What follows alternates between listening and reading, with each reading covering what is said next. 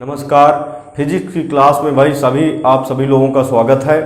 देखिए जो है पिछली क्लासों में क्या हुआ था आपका, पिछली क्लास में न्यूमेरिकल चल रहा था भाई। किरचॉफ के 2-3 नियम से संबंधित न्यूमेरिकल चल रहा है। किरचॉफ के 2-3 नियम के न्यूमेरिकल हमने बताया था, बहुत महत्वपूर्ण है भाई। इस चैप्टर में जो हम करा रहे हैं, यदि आप क्रम से बढ़िया करते जा रहे हैं, फिजिक्स जितना पढ़ाया जा रहा है, यदि आप पढ़ते चल रहे हैं सही ढंग से, तो आपकी 12वीं में बिल्कुल समझ लीजिए कि अच्छे प्रतिशत अंक आना है। समझ रहे हैं ना, 90+ नंबर आना है फिजिक्स में, यदि आप जितना कराया जा रहा है उतना करते चल रहे हैं। देखिए इस चैप्टर से भाई हमने बताया था कि महत्वपूर्ण क्या है आपका, महत्वपूर्ण सेल से संबंधित न्यूमेरिकल आते हैं, उसको करा देंगे। सेल से संबंधित न्यूमेरिकल आते हैं और सेल का जो डेरिवेशन कराए थे उससे संबंधित उस फार्मूले रेट पर न्यूमेरिकल आते हैं, और इसके बाद किरचॉफ के नियम से संबंधित न्यूमेरिकल आते हैं। और इसमें इसी चैप्टर में आएगा व्हीटस्टोन सेतु एक टॉपिक, उससे भी न्यूमेरिकल रखे रहते हैं, वो भी थ्योरी। व्हीटस्टोन सेतु भी थ्योरी, व्हीटस्टोन सेतु सुन लीजिएगा भाई, क्योंकि कुछ लोगों के लिए नया नाम होगा। तो व्हीटस्टोन सेतु थ्योरी भी क्या है, महत्वपूर्ण है, तो उसको भी करा दिया जाएगा। उससे संबंधित जो न्यूमेरिकल है उनको भी करा देंगे। तो चलिए देखते हैं भाई, ये सवाल है उसी क्रम में आगे क्या सवाल रखा है। सवाल रखा है, बिल्कुल आप सिंसियर होकर पढ़िए। कुछ लोग भाई लापरवाही करते हैं, आपकी 12वीं है, ये बात समझ के चलिए कि हमारी 12वीं है, 3-4 महीने सिंसियर हो जाएं। समझ रहे हैं ना, जो मेन सब्जेक्ट है बढ़िया अध्ययन करें। समझ रहे, जहां समझ में नहीं आ रहा वहां स्कूल आके आप पूछ लीजिए, फोन करके पूछ लीजिए। व्हाट्सएप नंबर लिखा रहता है भाई वीडियो में, बीच वीडियो में हम दे देते पर्सनली व्हाट्सएप नंबर, उससे संपर्क करके पूछिए। कमेंट में नीचे बताइए, ज्यादा से ज्यादा आप पढ़ने की कोशिश कीजिए। समझ, जब आप टीचर से जुड़ाव जो है रखेंगे, टीचर से जो है टीचर से संबंधित रहेंगे, तो वो जो है आपको जो है अच्छी खासी जो है नॉलेज बनती रहेगी भाई। तो चलिए देखते हैं यहां से हमारे पास क्या है, सवाल क्या है। सवाल रखा हुआ है, संलग्न परिपथ पर किरचॉफ का बोल्टता नियम लगाकर। किरचॉफ के बोल्टता नियम को किरचॉफ का 2-3 नियम भी कहते हैं, और किरचॉफ का 2-3 नियम या पास का नियम इसी को कहते हैं। किरचॉफ का 2-3 नियम कह ले, या पास का नियम कह ले, या किरचॉफ का बोल्टता नियम कह ले। और किरचॉफ का बोल्टता नियम या किरचॉफ का 2-3 नियम क्या व्यक्त करता है, ऊर्जा संरक्षण को व्यक्त करता है। कभी कभार बहुविकल्पी में आ जाता है कि किरचॉफ का 2-3 नियम किस नियम को जो है व्यक्त करता है, तो ऊर्जा संरक्षण के नियम को व्यक्त करता है। और जो किरचॉफ का प्रथम नियम है या संधि का नियम, वो आवेश संरक्षण को व्यक्त करता है, उसमें आवेश संरक्षित रहता है भाई। समझ रहे हैं ना। तो चलिए देखते हैं यहां से, संलग्न परिपथ पर किरचॉफ का बोल्टता नियम लगाकर, बोल्टता का मतलब किरचॉफ का 2-3 नियम लगाकर I1 एवं I2 के मान ज्ञात कीजिए। I1 और I2, तो इसमें देखिए भाई ये पूरा परिपथ बन रहा है, ये पूरा परिपथ बन रहा है। इस परिपथ में 2 छोटे छोटे लूप हैं भाई। समझ रहे हैं ना, इस पूरे परिपथ में ये पहला लूप हो गया, ये सेकंड लूप हो गया, तो ये फर्स्ट लूप हो गया आपका, और ये क्या हो गया, ये सेकंड लूप हो गया। फर्स्ट लूप में क्लॉकवाइज धारा, देखिए I1 क्लॉकवाइज धारा मान रहे हैं, तो क्लॉकवाइज धारा को क्या मानेंगे यहां से, प्लस। और सेकंड लूप में भी क्लॉकवाइज धारा को क्या मानेंगे, प्लस मानेंगे। अब इसमें थोड़ा धारा का वितरण कर लिया जाए भाई, ध्यान से देखिएगा। माइनस से प्लस बैटरी रखी हुई है, और हमने बताया था बैटरी में सदैव माइनस से प्लस की ओर धारा बहती है। तो यहां से माइनस से प्लस की ओर धारा मान लीजिए कौन सी, इस लूप में चूंकि I1 धारा है, तो यहां से माइनस से प्लस की ओर I1 धारा बही, और इस मोड़ से होते हुए, ध्यान से देखिएगा भाई, इस मोड़ से होते हुए I1 धारा चल रही है, और ये I1 गई यहां से। ये I1 यहां से 2 भागों में बढ़ जाएगी कि नहीं बढ़ जाएगी, ध्यान से देखिएगा। ये I1 यहां से जो है 2 तारें चली गई हैं, एक तार इधर चली गई है, एक तार नीचे की तरफ चली गई है। तो जब 2 तारे हैं भाई, तो धारा दोनों तरफ जाएगी कि नहीं जाएगी। तो ये I1 मान लीजिए ये माइनस से प्लस की ओर, सदैव बैटरी में माइनस से प्लस की ओर धारा बहती है, तो माइनस से प्लस की ओर I1 धारा चली, और यहां से ये 2 भागों में बढ़ जाएगी। तो इधर की तरफ मान लीजिए क्या है, इधर की तरफ I2 जा रही है, तो नीचे की तरफ कौन सी धारा होगी, ध्यान से देखिएगा। I1 से, ध्यान से समझिएगा तो बड़े आराम से आपको समझ में आ जाए क्वेश्चन। I1 से जो है कुछ I2 इधर चली गई, तो बाकी बची धारा इधर जाएगी। तो कैसे बाकी बची धारा भाई, I1 जैसे हमारे पास टोटल धारा I1 है, I1 ये क्या है, ये I1 2 भागों में बट रहा है, तो I1 से कुछ धारा इधर चली गई, समझ रहे हैं ना। तो I1 से I2 यदि निकाल दें, समझ रहे हैं ना, तो बाकी बची जो धारा है, ये पूरी I1 थी, पूरी I1 थी, I1 से हमने क्या है I2 इधर भेज दिया, मतलब I2 निकाल दिया, I1 से हमने क्या निकाल दिया, I2 निकाल दिया इधर की तरफ। तो बाकी बची कितनी धारा है, बाकी कितनी बच रही है, I1 माइनस I2, समझ रहे हैं ना। इधर की तरफ I2 चली गई तो नीचे की तरफ कितना होगा, नीचे की तरफ I1 माइनस I2 हो जाएगा, या आप I3 भी मान सकते थे, समझ रहे हैं ना। क्या मान सकते थे, I3 भी मान सकते थे, इसमें कोई दिक्कत नहीं होती आपकी, I3 भी मान सकते थे, कोई दिक्कत होने वाली नहीं थी भाई। तो चलिए देखते हैं यहां से, यदि ज्यादा दिक्कत हो रही है तो आप I3 मान लेंगे, कोई समस्या नहीं है यहां से।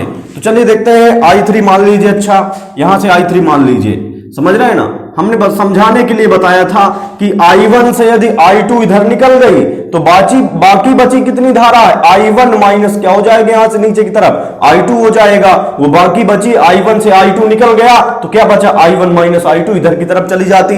यदि यार ये समझ में नहीं आ रहा तो I1 जा रही धारा ये दो भागों में बढ़ जाएगी, I2 इधर चली गई, I3 इधर चली गई। अब यहां से जो I1 है, जो टोटल I1 है, I1 बराबर वो I1 कितने भागों में बट रहा है, दो भागों में, कुछ इधर चली जा रही कुछ इधर चली जा रही है, अर्थात I1 बराबर I2 प्लस में क्या हो जाएगा, I3 हो गया। अब यहां से चलिए देखते हैं, फर्स्ट लूप दिख रहा है, सेकंड लूप दिख रहा है आपका। तो फर्स्ट लूप में किरचॉफ के द्वितीय नियम से, किरचॉफ के द्वितीय नियम से, किरचॉफ के द्वितीय नियम से, फर्स्ट लूप में किरचॉफ के द्वितीय नियम से, तो किरचॉफ का द्वितीय नियम लगा दीजिए भाई। किरचॉफ का द्वितीय नियम होता क्या है एक्चुअली में, sigma IR is equal to sigma E होता है। तो अब यहां से हमने बताया था, यहां से जो है धारा और उसके संगत प्रतिरोधों के गुणनफल का योग कैसा होगा, योग जो है यदि क्लॉकवाइज है तो योग धन में, और यदि धारा एंटी क्लॉकवाइज है तो किस में होगा भाई, ऋण में। तो चलिए देखते हैं, यहां से ये I1 धारा चल रही है, इसकी दिशा कुछ ऐसे है, समझ रहे हैं ना। तो ऐसे चल रही है I1, ऐसे चल रही है I1, देखिए यहां से I1 जब ऐसे चल रही है तो क्लॉकवाइज है कि एंटी क्लॉकवाइज है, ये क्लॉकवाइज है भाई। जब क्लॉकवाइज है तो प्लस में होगी, अर्थात I1 और इनटू में क्या हो जाएगा, इसके संगत प्रतिरोध क्या है, इसके संगत प्रतिरोध 10 ओम है। और इसके बाद अब समझिएगा ध्यान से, हमें फर्स्ट लूप से मतलब होना चाहिए, सेकंड से कोई मतलब नहीं है। तो यहां से जब ये चलेंगे तो इसमें कौन सी धारा जा रही भाई, I3 धारा जा रही इधर की तरफ, तो I3 जा रही है, और ये भी कैसी है, ये नीचे की तरफ आपकी इधर की तरफ जा रही है, तो क्लॉकवाइज हुई, समझ रहे हैं। ये देखिए यहां से जो है ऐसे फर्स्ट लूप हमारा बन रहा है, तो इस प्रकार नीचे की तरफ धारा जा रही है, तो नीचे की तरफ जा रही है तो कौन सा हुआ, क्लॉकवाइज धारा हुई। तो क्लॉकवाइज है तो प्लस में होगा, प्लस I3 इंटू इसके संगत प्रतिरोध क्या है, इसके संगत प्रतिरोध 15 ओम है, तो 15 ओम रख लिया, बराबर हो जाएगा। अब कोई प्रतिरोध नहीं है, समझ रहे हैं ना। तो यहां से अब वैद्युतवाहक बल पर चलते हैं, तो धारा कैसी ली गई थी, इस बैटरी के संगत जो धारा थी वो कैसी थी, क्लॉकवाइज थी, क्लॉकवाइज। तो वैद्युतवाहक बल भी क्या होगा, क्लॉकवाइज। ये कितना दिया था भाई, ये आपका 3 वोल्ट दिया था, सॉरी क्वेश्चन में लिखा नहीं गया था, ये 3 वोल्ट दिया है पहले से, समझ रहे हैं ना। तो ये आपका जो है ये बैटरी के संगत, ये बैटरी जो है, बैटरी के संगत जो धारा ये क्लॉकवाइज है, इसलिए वैद्युतवाहक बल भी क्लॉकवाइज लिया जाएगा, अर्थात क्लॉकवाइज का मतलब +3 होगा। अब इसके बाद चलिए आगे देखते हैं, यहां से हमारे पास बनेगा 10 I1 प्लस में 15 I3 बराबर क्या हो गया, 3 हो गया। अब ये जो है ये आपका फर्स्ट इक्वेशन बनेगा। अब यहां से सेकेंड लूप ले लीजिए, सेकेंड लूप में किरचॉफ के द्वितीय नियम से, किरचॉफ के द्वितीय नियम से,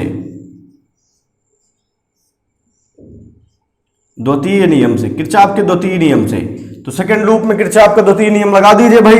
किरचॉफ का द्वितीय नियम होता क्या एक्चुअली में, sigma IR is equal to sigma E होता है। अब यहां से जो है सिग्मा IR, और यहां से जो है धारा कैसी लेना है भाई, क्लॉकवाइज धारा प्लस में और एंटी क्लॉकवाइज धारा किसमें, माइनस में। तो क्लॉकवाइज धारा प्लस में लेके चलना है भाई, ध्यान से समझिएगा। ये आपका सेकंड लूप बन रहा है, ये सेकंड लूप बन रहा है, तो इसमें I2 धारा, ध्यान से देखें तो बड़े आराम से आपके समझ में आएगा।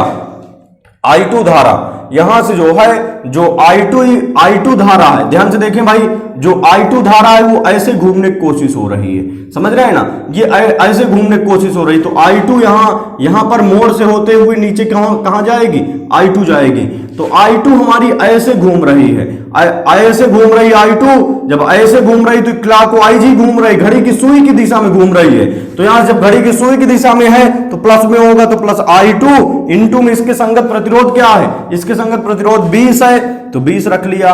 और यहां से फिर से ये I2 मिल गई है और इसके संगत प्रतिरोध क्या है, ये भी क्लॉकवाइज है भाई, चूंकि घड़ी की सुई की दिशा में चल रही है, तो प्लस I2 और इंटू इसके संगत प्रतिरोध क्या है, इसके संगत प्रतिरोध 50 है, तो 50 रख लिया। अब इसके बाद चलते हैं सेकंड लूप में, मतलब होना चाहिए आपसे, सेकंड लूप से मतलब होना चाहिए।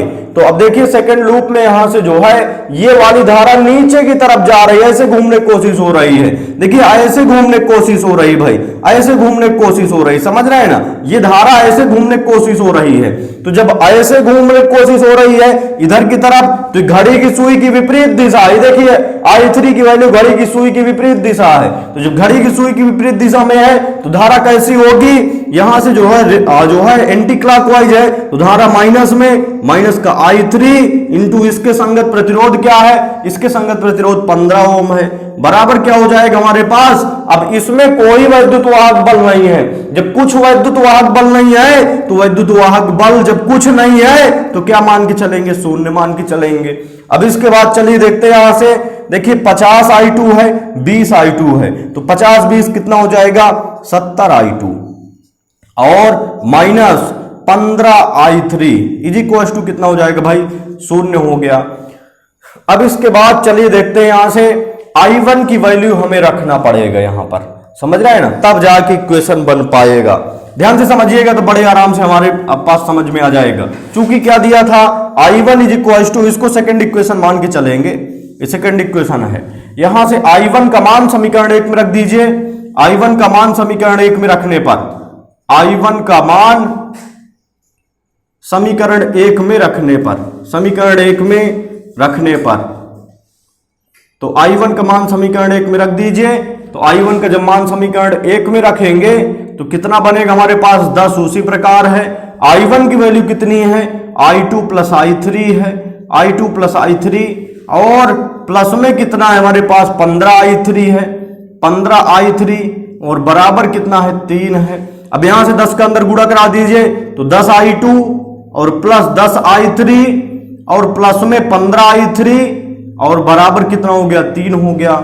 अब यहां से देखिए भाई I3 का टर्म दिख रहा है, तो 15 10 I3 15 I3 मिला के कितना, यहां से 10 I2 उसी प्रकार प्लस 15 I3 10 I3 मिला के 15 10 25 I3 बराबर कितना हो गया, 3 हो गया। तो यहां से हमारे पास कितना बन गया भाई, ये जो है ये फर्स्ट इक्वेशन बनेगा आपका, ये फर्स्ट इक्वेशन बनेगा। तो चलिए ध्यान से देखते हैं भाई कि हमारे पास आगे कंडीशन क्या बनेगी। तो देखिए भाई ये इक्वेशन, दोनों इक्वेशन को सॉल्व करना है, समीकरण हल करना है, तब जाके हमारे पास वैल्यू मिल पाएगी। तो देखिए 70 I2 दिख रहा है और 10 I2 दिख रहा है, तो 10 का गुणा जब इसमें कराएंगे और 70 का गुणा इसमें कराएंगे तो I2 का मान बराबर हो जाएगा। तो चलिए देखेंगे भाई, यहां से देखेंगे तो बड़े आराम से सवाल हमारे पास समझ में आ जाएगा। ध्यान से समझेंगे भाई, इस इक्वेशन की आगे जरूरत पड़ेगी। ये इक्वेशन क्या रखा हुआ है आपका, I1 बराबर क्या रखा है, I2 प्लस I3। चलिए ऊपर का हटा देते हैं, ऊपर का हटाएंगे तो यहां से हमारे पास बनेगा, ध्यान से समझिएगा। समीकरण 1 में कितना, समीकरण 1 में 70 का गुणा, समीकरण 2 में 10 का गुणा, यहां से जो है इधर ये जो है I2 के गुणांक का इसका गुणा, I2 गुणांक का इसका गुणा करा देते हैं। तो 70 का गुणा समीकरण 1 में करने पर 70 का समीकरण 1 में, समीकरण 1 में व 70 का समीकरण 1 में व 10 का समीकरण 2 में व 10 का समीकरण 2 में गुणा करके जोड़ने पर, गुणा करके घटाने पर, सॉरी गुणा करके घटाने पर, तो घटा दीजिए। यहां से जो है 70 का गुणा समीकरण 1 में कर दीजिए, तो 70 का जब 10 में गुणा करेंगे तो 700 बनेगा, 700 हो गया, 700 I2 और प्लस 70 का 25 में गुणा कराइए तो 7 का 25 में गुणा कराइए, 7 5 35 की 5 हासिल 3, 7 दूनी 14, 14 3 कितना हो जाएगा भाई 17 हो गया। और एक जो है 70 का गुणा 25 में करा रहे हैं तो 7 का भी कराए हैं, 0 है तो 0 लगा दिया I2 और बराबर क्या हो जाएगा हमारे पास 70 का यहां से जो है 3 में गुणा कराई, 70 का पूरे इक्वेशन में गुणा कराए हैं, 70 का 10 में 700 हुआ, 70 का 25 में तो 1750 I2 बराबर 70 का 3 में तो 7 3 21 210 हुआ। अब यहां से 10 का गुणा समीकरण 2 में करा दीजिए तो 10 का जब गुणा कराएंगे 10 का 70 में तो 700 I2 हुआ और माइनस यहां से जो है माइनस है आपका तो माइनस लगा दीजिए और इसके बाद 10 का 15 में तो 15 धाम 150 हुआ और इसके बाद ध्यान से समझिएगा भाई 15 धाम कितना हुआ आपका 150 हुआ और I2 जो है उसी प्रकार I3 है यहां पर तो I3 है, यहां पर भी I3 था, सॉरी यहां पर आपका क्या था I3 था बराबर 10 का जो है 10 का गुणा करा रहे हैं इसमें तो 10 का 0 में गुणा तो 0 हुआ आपका। चलिए ध्यान से समझेंगे, एक बार और समझ लेंगे भाई 70 का हमने समीकरण 1 में और 10 का समीकरण 2 में यहां पर भी लिखा 70 का समीकरण 1 में और 10 का समीकरण 2 में गुणा करके घटाने पर अब घटा दीजिए, यहां से जब घटाएंगे तो चिन्ह बदल जाते हैं, ये माइनस ये प्लस और शून्य का कोई मतलब नहीं तो 700 I2 प्लस का है 700 I2 माइनस का ही कैंसिल हो जाएंगे। इसके बाद 1750 में 150 जोड़ दीजिए तो 0 0 हुआ, उसी प्रकार 5 5 10 की 0 हासिल 1 हुआ, 7 1 8 1 9 हुआ और इसके बाद 1 हुआ 1900 I3 इज इक्वल टू कितना हो जाएगा, यहां से 210 में शून्य जुड़ेगा तो 210 हुआ। अब इसके बाद यहां से ध्यान से समझिएगा भाई ये I3 की वैल्यू निकल रही है, अब यहां से ये गुणे में है तो I3 इज इक्वल टू क्या हो जाएगा 210 और बटे में क्या हो जाएगा 1900। अब देखिए यहां से एक 0 से एक 0 कैंसिल हो गया, अब ये कैंसिल नहीं होगा, 21 बटे क्या आ गया 190 आ गया तो अब 21 बटे 190 का मान समीकरण 1 में रख दीजिए चाहे समीकरण 2 में रख दीजिए तो हमारे पास वैल्यू निकल के आएगी। देखिए समीकरण 1 क्या है, समीकरण 1 था ध्यान से समझिएगा भाई 10 I2 था और प्लस में 25 I3 था बराबर कितना था 3 था। अब यहां से I3 की वैल्यू रखिए तो 10 I2 और प्लस यहां से 25 गुणे I3 की वैल्यू कितनी है 21 बटे 190 और इसके बाद बराबर कितना है 3 रखा हुआ है। तो अब यहां से जो है 10 I2 उसी प्रकार और प्लस यहां से जो है 25 का 21 में गुणा कराइए तो जब 25 का 21 में गुणा कराएंगे 25 का 21 में तो यहां से 1 में 25 का 25 हुआ, 2 पंचे 10 की 0 हासिल 1, 2 दूना 4 1 5 हो गया, 5 2 और 525 हुआ। तो यहां से जो है ध्यान से समझिएगा भाई तो 21 में 25 से गुणा कराया 525 और बटे में 190 और बराबर कितना है 3 है। तो अब यहां से हमारे पास बनेगा, ध्यान से समझते चलिए भाई आगे यहां से बने कितना, ये प्लस की राशि उसको बराबर के उस पार ले जाइए तो 10 I2 is equal to 3 plus में है तो उसी प्रकार इसको उधर ले जाइए माइनस का 525 बटे 190 हुआ। अब यहां से ध्यान से देखेंगे भाई 190 का 3 में गुणा तो यहां से 19 त्रिक का जो है चलिए यहां से देखते हैं भाई यहां से 190 का 3 में गुणा कराना है तो 190 का 3 में गुणा कराएंगे तो 19 त्रिक का 57, यहां से ध्यान से देखेंगे भाई 19 त्रिक का 57 तो 57 हुआ आपका, 19 त्रिक का 57 और 0 है तो 0 लगा दिया, माइनस का क्या हो जाएगा 525 और बटे में क्या हो जाएगा 190 हुआ। तो ये कितने बराबर चल रहा है 10 I2 के बराबर चल रहा है। अब यहां से हमारे पास होगा 570 से 525 घटाएंगे तो यहां से 10 से 5 गया 5 हो गया और इसके बाद ये जो है आपका 7 के बजाय कितना बचा 6 बचा, 6 से 2 गया, यहां से 6 से 2 गया 4 बचा, समझ रहा है ना। तो ये आपका जो है और 5 से 5 गया 0 और बटे में कितना है 190 है तो 10 I2 के बराबर चल रहा है। अब इसके बाद ध्यान से समझिएगा भाई 5 दूनी 10 और 5 नवा क्या होता है 45। अब यहां से 2 का गुणा 3 गुणा 2 का 19 के साथ गुणा कराइए तो 2 को इधर ले जाइए, 2 को जब हम इधर ले जाएंगे तो इधर केवल कितना बचेगा, I2 इज इक्वल टू 9 और बटे में यहां से 2 को गुणा कराए 19 दूना 38, तो 38 और 0 है तो 0 लगा दिया, ये एम्पियर में आएगा। I2 की वैल्यू 9 बटे यहां से जो है 380 हो गई। चलिए अब I1 की वैल्यू निकालते हैं। तो I2 की वैल्यू निकल आई, I3 की वैल्यू निकल आई। हमें वैसे क्वेश्चन में पूछ क्या रहा है, केवल I1 और I2 की पूछ रहा है, तो I2 निकल आया और I3 निकल आया। अब इस इक्वेशन में रख दीजिए। तो चलिए देखते हैं, जो पहले निकाल चुके इक्वेशन आपका क्या रखा हुआ है, I1 इज इक्वल टू रखा है I2 प्लस I3। ध्यान से समझिएगा भाई। तो I1 इज इक्वल टू बराबर कितना बनेगा, I2 की वैल्यू कितनी है 9 बटे 380 और प्लस I3 की वैल्यू कितनी है, I3 की वैल्यू है 21 बटे 190 रखा हुआ है। तो चलिए देखते हैं यहां से हमारे पास बनेगा क्या। सभी लोग ध्यान से समझेंगे तो बड़े आराम से सवाल बनेगा। अब ये 380 और 190 का जो एलसीएम है वो कितना बनेगा आपका, 380 और 190 का वो 380 बनेगा भाई, समझ रहे हैं। चूंकि 19 दूना 38 होता है, यदि आप निकालें 190 और 380 का एलसीएम तो 190 बार पहले ही जाएगा शुरुआत में ही। 190 को 190 119 दूना क्या होता है, ये दो का गुणा कराएंगे तो 2 बार भाग जाएगा। 19 दूना 38, 190 दूना 380 होगा।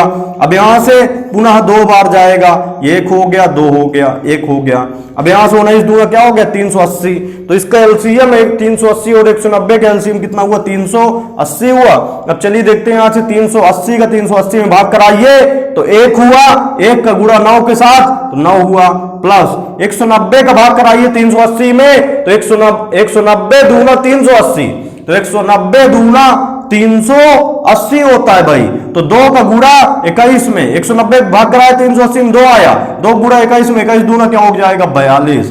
तो यहां से कितना बनेगा 9 2 11 मतलब 51 बटे 380 एम्पियर। ये आ गया क्या आपका I1 की वैल्यू। तो I1 निकालना था और I2 निकालना था, 2 चीजें निकालना था।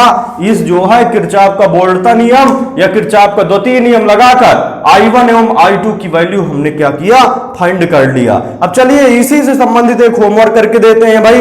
होमवर्क करने के लिए दिया जाता है, कुछ लड़के ही, केवल कुछ लड़के होमवर्क करके दिखाते हैं। आप सभी यदि पढ़ रहे हैं सही ढंग से सिंसियर होके, समझ रहे हैं ना, ऑनलाइन मिल रहा है आपको ज्यादा लाभ है, ये बात समझ लीजिए। कुछ लोग घर में नहीं पढ़ते हैं, तो आप जिस प्रकार जो है आप पढ़ना चाहते, रेगुलर क्लास बढ़िया चल रही फिजिक्स की, आपको फिजिक्स में इधर उधर भागने की कहीं जरूरत नहीं है। जिसके पास मोबाइल है बढ़िया क्रम से पार्ट वाइज वीडियो देखते चलिए, पूरा सिलेबस पूरा कराएंगे। आप जो है ये दिमाग से हटा दीजिए पूरा नहीं होगा, पूरा सिलेबस कराएंगे। आप क्रम से बढ़िया सही ढंग से तो पढ़िए, जब क्रम से पढ़ेंगे कोई समस्या उसको पूछिए, समझ रहे हैं। जब तक आप रुचि नहीं लेंगे यहां टीचर उतनी रुचि नहीं ले सकता है, समझ रहे हैं ना। तो चलिए होमवर्क देते हैं, सभी लोग होमवर्क करके दिखाएंगे।